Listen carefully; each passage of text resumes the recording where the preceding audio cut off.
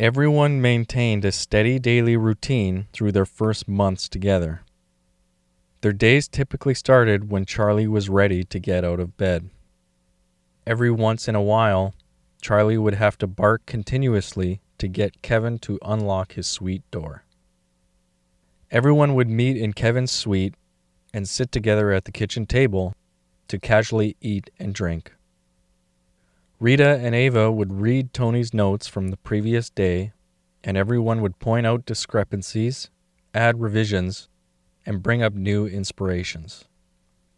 Tony would write it all in his notebook, and once everyone was satisfied with the plan for the day, they would do their morning stretches and go on their morning jog. The stretches and jogging were usually spent in silence, as everyone was concentrating on the neighborhood and their own bodies. Kevin did not want to use the leash on Charlie for their jogs, but Rita and Ava insisted that Charlie should always be leashed when he was out of the backyard. A few times Kevin had the leash with him, but neglected to attach it to Charlie, and neither Rita nor Ava noticed. Whenever they did realize, they would look for other people and warned Kevin that he should reattach the leash. If there were people around, Kevin would reattach the leash, but if there were no people around, he would laugh and ignore their warnings. Tony would laugh too. The morning jog always sparked more inspiration in at least one of them, and the second revision of their day's plan was updated by Tony once everyone was in agreement. Everyone kept up their whistling practice, and eventually they knew all the calls Tony had with Charlie. Kevin talked to Charlie less and would whistle and signal to him instead whenever there was something he wanted his best friend to do. When the weather was nice, Kevin and Charlie would practice calls and tricks in the backyard. Rita would watch as she tended to the garden or tested a new recipe in the workshop kitchen. Tony would watch as he worked on constructing something in the backyard or workshop. Ava would also watch from the workshop with Rita and Tony, or on the grass, as she sketched or read aloud from a book. Whenever they saw Kevin and Charlie practice well, they would cheer. On any given day, Kevin was generally most interested in what was to be prepared for each meal. He would ask to be reminded of what they had previously decided to prepare and either begin or revise the menu as he felt inspired. Everyone would discuss the menu, share ideas about past meals before preparing each feature. Rita and Ava would suggest who should provide assistance for each feature, and Kevin would consider and direct everyone according to his inspiration. Kevin enjoyed being a part of the preparation of each feature and always shared feedback with whoever was assisting. If someone felt like an aspect of the meal could be improved, they expressed how, and Kevin would consider and direct everyone according to his inspiration. Each feature was repeatedly tested throughout the preparation process until there were unanimous sounds of enjoyment. Tony would write down all revisions to each recipe in his notebook. On the days when Kevin and Charlie were practicing in the backyard, they would constantly be looking through the fence boards to see if any children were playing in the park. When there were children playing, Kevin would alert everyone, and they would stop what they were doing and cheer on Kevin as he played in the park. When there were no children playing, and Kevin and Charlie were taking a break from practicing their calls and tricks, Kevin would practice handling his ball. He would try to keep it away from Charlie or kick it into the net that everyone helped construct in the workshop. When asked, Tony would stand in front of the net and try to keep the ball from going in. Sometimes Kevin would invite everyone to join him and pass the ball back and forth or keep it away from Charlie. Whenever Charlie intercepted the ball everyone would cheer and rub his back. Kevin would also practice keeping the ball from touching the ground by continually bouncing it off his feet, knees, chest, or head. Sometimes he would invite everyone to join him in keeping the ball off the ground. Everyone improved at handling the ball as a result of practicing with Kevin. When the weather was wet, everyone would follow Kevin's inspiration into the workshop or his suite. Kevin would ask to be reminded of what they had previously planned to do and either began or revised the plan as he felt inspired. If Kevin was not yet inspired for action, everyone would sit at the table and he would draw and ask random questions. He would sometimes ask personal questions regarding everyone's past, and Rita or Ava would remind him that since he was still a child, he would have to wait until he was an adult to find out. Kevin did not enjoy this response and always followed it by asking when he was going to become an adult. They would always respond that they did not know, but that it was sure to happen one day in the future. When Kevin continued to not be inspired for action, Rita and Ava would retrieve encyclopedias from the bookshelves and read aloud about anything Kevin had already experienced. Kevin would listen and draw, and eventually he would hear something and get inspired, and Rita or Ava would continue reading about what was inspiring Kevin. If the books had pictures, Kevin was more likely to stop his drawing, look at the books, and sometimes follow their fingers along the sentences as they read. Tony was constantly writing down all of Kevin's questions and inspirations. Sometimes Kevin would become so inspired that the bookshelves could not provide enough information to satisfy him. Everyone would then grab bags, lock up the suite, and make their way over to the library. They would search the catalogs for books and videos on particular subjects inspiring Kevin, and check out the materials that he was most inspired by. They would return to his suite and make their way through all the materials, keeping track of all new inspirations. Kevin enjoyed the books with pictures and would draw what he saw as he listened to Rita and Ava read. Everyone would take breaks from reading the books to watch the videos. Kevin always made more sounds of enjoyment when watching videos. They also seemed to inspire more drawings than the books did.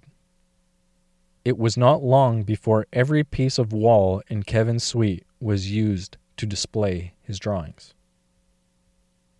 After a day of books and videos inside, or playing and practicing outside, everyone would take a break and begin to discuss the evening meal. They would go through the same process of reading the earlier agreed-upon menu, and at least one person would express an inspiration they had during the day and suggest a revision. Their inspiration would generally inspire another inspiration in someone else, and eventually they would have an updated menu, which everyone approved. Kevin was always the most engaged when preparing the features, moving from one feature to the other and making sure it was being prepared to his satisfaction. Always explaining what he felt needed to be changed and cheering when anything was being prepared properly. When the meal was done, everyone would taste and discuss what they felt about each feature and how they felt each feature complemented the others. They would discuss tastes and textures and make suggestions for future recipes, and Tony would write everything in his notebook. Similar to the after-breakfast routine, after supper, everyone would return to the backyard to stretch and relax and play with Charlie in silence. Once their meal had enough time to digest, they would head out for their evening jog. When they returned, everyone would gather around the fire to stretch and dance. Whenever the weather was wet, they would all jog in their rain gear. Kevin enjoyed jogging in the rain and would laugh and cheer when the rain was the strongest. When they returned to the backyard, they would dry off and warm up next to the stove in the workshop. After the evening fire, they would move to the great room and continue to relax and have discussions about their day. Evening activities often involved more books, videos, and drawing. Kevin would also practice knitting with Rita, or piano with Ava, or exercises with Tony. They also continued to massage Charlie and one another at regular intervals. Before leaving the suite for the night, they would decide on a movie to watch. They would alternate between new movies and ones they had enjoyed before. Usually, Kevin wanted to watch new movies when the weather was good and rewatch old ones when the weather was bad. Everyone started to do their evening washroom routines in their own suites and meet again at their monitors when they were done. Everyone maintained the nightly routine of reading out and revising the events of the day until Kevin and Charlie fell asleep.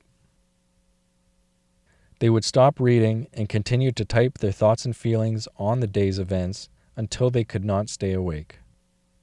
They also used their group chat time to point out and critique the actions or words they used in front of Kevin. They refrained from having these discussions with Kevin as they all agreed it would take away from Kevin's inspirations. Most of the time, it was Rita and Ava who were critiquing each other.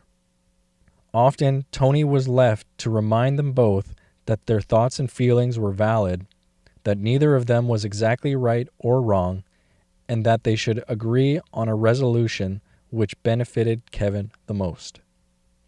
When this was done, everyone would express their thoughts and feelings, and they were usually able to come to a resolution which helped everyone sleep peacefully. However, it was not uncommon for someone to wake in the middle of the night with an inspiration and race over to the group chat to type it out. They continued to make trips out to the forest to collect materials. Every time they arrived, Charlie would run to find Wendy, and Kevin would run to find the man. He would check all of the houses and only find the chickens and Daisy. The man was nowhere to be found. They would walk through the forest to all the places they had been with the man, but could not find him. Kevin seemed confused when the man was no longer in the forest, as everything else had remained exactly the same. On a recent visit to the forest, they came upon a clearing full of grass and straw that the horse and Daisy were eating. Kevin noticed a pile of Daisy's contents had mushrooms growing on them.